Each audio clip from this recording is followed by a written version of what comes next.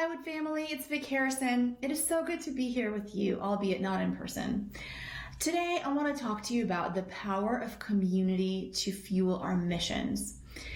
And I want to start with this quote by author Bill Bishop, who says, "It used to be that we were born into community and we had to fight to find our place as individuals. Now, we are born as individuals and we have to fight to find our community." I want to tell you two stories from my past that have profoundly shaped who I am today and who I believe myself to be. They've profoundly shaped my identity, and they both have everything to do with losing and finding my communities. So I was born in St. Petersburg, Russia in the 1980s, and I immigrated to America when I was 9. We were a middle-class Russian family in St. Petersburg. We were well respected by everybody in our community. My parents had lots of friends. I went to school where I had lots of friends, but we were increasingly getting worried about the economical depression in our country. My family would constantly talk about having to stand in 2-hour-long lines outside in the bitter cold just to buy things like eggs, meat, cheese, or any kind of fresh produce. And the supermarket aisles were becoming more and more empty as the Soviet regime started to fall apart and people's lives were really thrown into chaos. So my dad, in search of a better life for our family, decided he was going to make his way to New York City, where he knew only 2 people in the entire city. So he borrowed $2,000 from his brother, my uncle, and got on a one-way flight to America. He found himself a job, found us an apartment, and soon, about a year later, my mom and I got ready to join him. And I vividly remember this conversation as we were packing our most precious belongings, trying to figure out what do we take for our new life in this new country. And I remember this long distance call that my mom was on with my dad, and my mom was like, "What do we pack? Do we pack this? Do we pack that?" And my dad, I remember saying, "Don't pack anything. This is America. They have everything here." And to my 9-year-old little brain, what I heard was, you can have anything that you want, that your heart desires, at the snap of a finger in America. What an amazing place. I remember arriving at the airport, and my dad wore his one and only suit and brought us a bouquet of carnations to pick us up at JFK Airport. And the first thing we did after we dropped off our bags at our new apartment was my dad wanted to take us to the supermarket.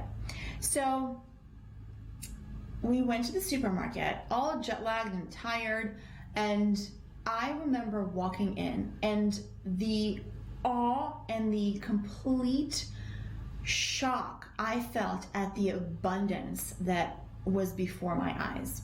I remember aisles filled and overflowing with vegetables and fruit. I remember walking down the cereal aisle with the most colorful boxes of Fruit Loops and Lucky Charms, things I'd never seen before in my entire life.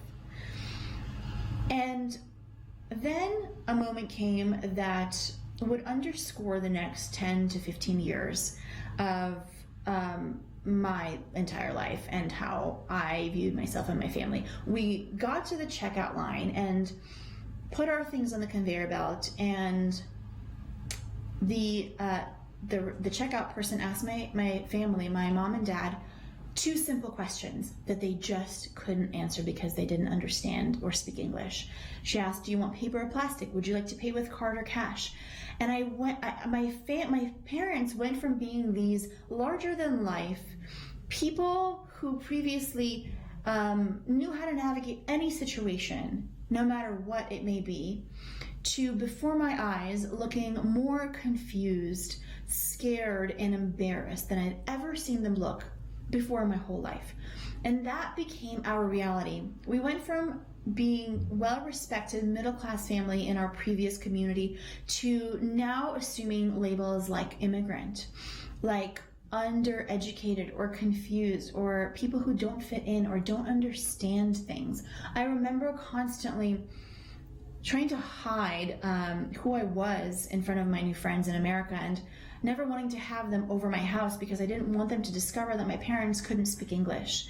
I, of course, went to to public school, and I entered fourth grade speaking no English at first, and I remember vividly being the only kid in class who didn't understand anything the teacher was saying. I remember the parent-teacher nights when all the other kids' parents would come and speak very easily with the teacher, understanding everything the teacher was saying, and then my mom would come embarrassed, her head down, because she knew that she wasn't going to be able to understand most of what the teacher told her about my progress in school. Now, I tell you this story not so that you'd feel sorry for me, but because I want to illustrate a point.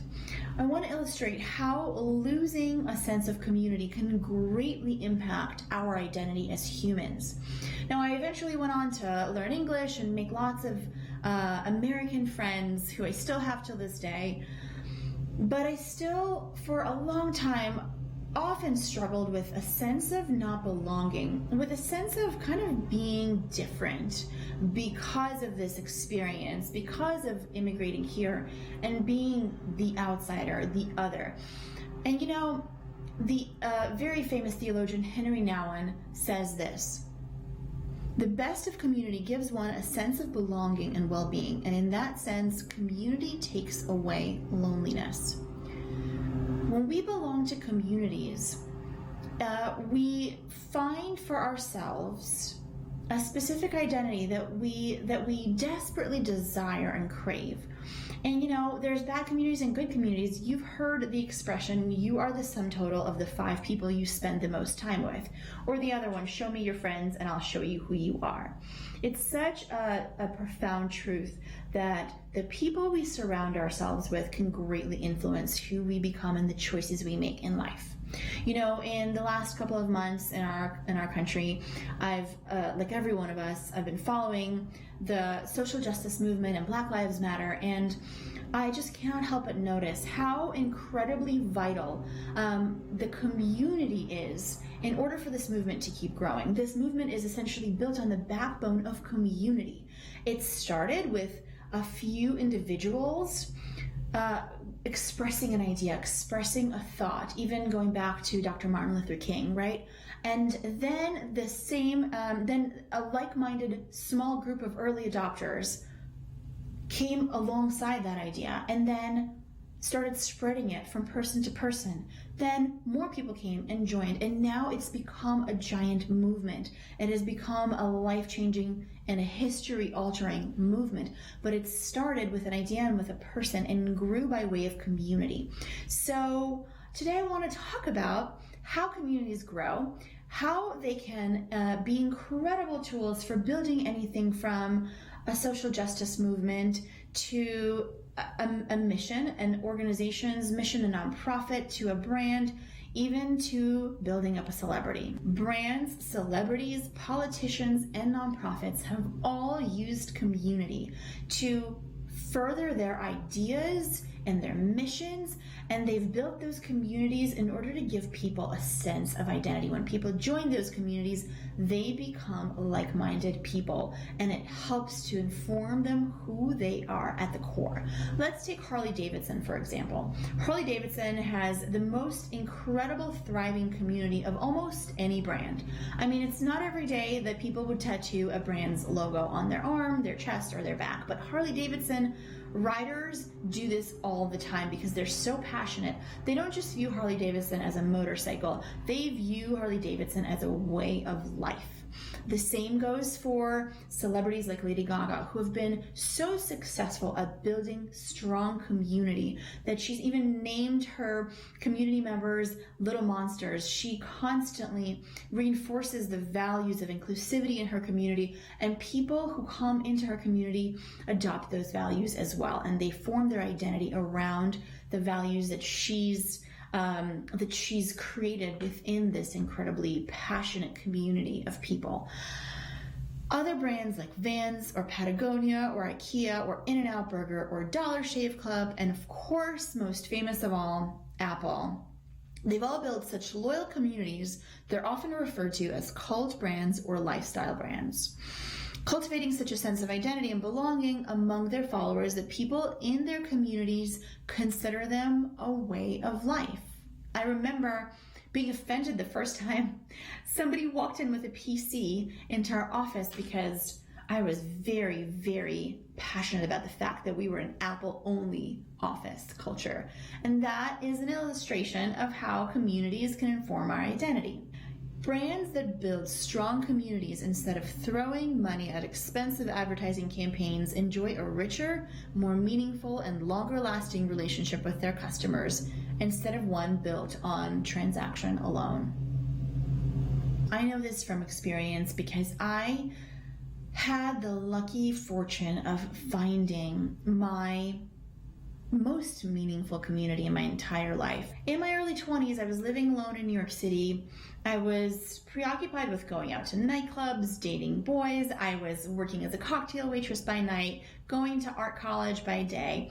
I eventually dropped out of my third year of college to pursue a job in advertising and branding industry in New York City, which became for me another sort of isolating experience because it turned out I didn't like my job very much and I wasn't really happy there and I didn't really connect with the people there. So by night I was going out and really my friendships revolved around which nightclub to go to and what boys are we dating, and they weren't very meaningful or strong back then. I didn't have a strong sense of community in my friendships. I didn't have a strong sense of community in my job, and that led me to eventually start feeling an overwhelming sense of being burnt out in the city, being lonely, and being almost at a point of a slight depression, honestly, until one day I decided to do something about it. I decided that it was time to stop feeling sorry for myself and stop looking for community in all the wrong places,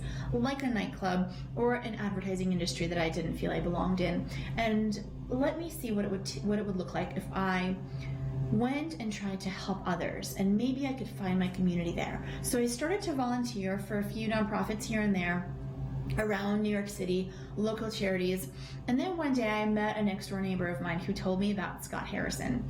He said, my friend Scott just got back from living in Africa and he wants to start this organization called Charity Water to help people who don't have clean water have access to it. I said, sure, sign me up. Where can I meet him? Before I knew it, I was volunteering on the side, helping Scott build Charity Water after my day job. So I would leave my day job around 6 o'clock. I would come over to Scott's apartment where him, myself, and our third counterpart, Lainey, would sit around until midnight dreaming about what Charity Water can be and making it happen, working to make it happen. All those nights working late together created such an incredible sense of belonging for me. All of a sudden, I not only felt like I was needed, like I was a part of this little group of people trying to change the world, but I also felt really good about myself because my identity went from being someone in the advertising industry to a cocktail waitress to now being someone part of creating real important change in the world. And Charity Water grew from there. We moved into our first office. We hired our first 20, then 30, then 40, then 50 employees, some of whom are, until this day, some of my very best friends. Scott and I started dating. We got married.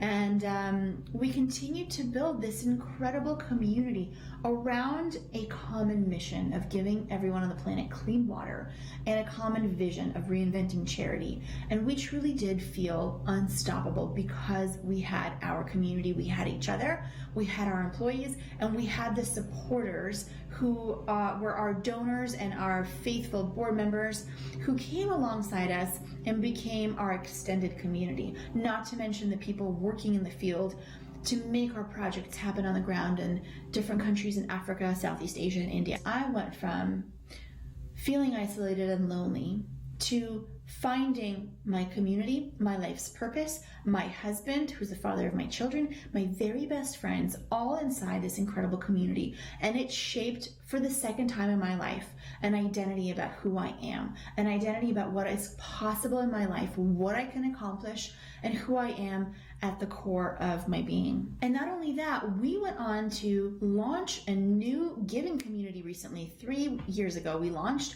our monthly giving community called The Spring. And that extended community of people has been transformative for the mission of Charity Water. We now have almost 52,000 people who are giving monthly to support our mission, which totals to $17 million a year of annual recurring revenue that helps us build clean water projects. And that community is stronger than ever. We've given it a name. We've given that community specific language. We call them world changers. We call them the spring.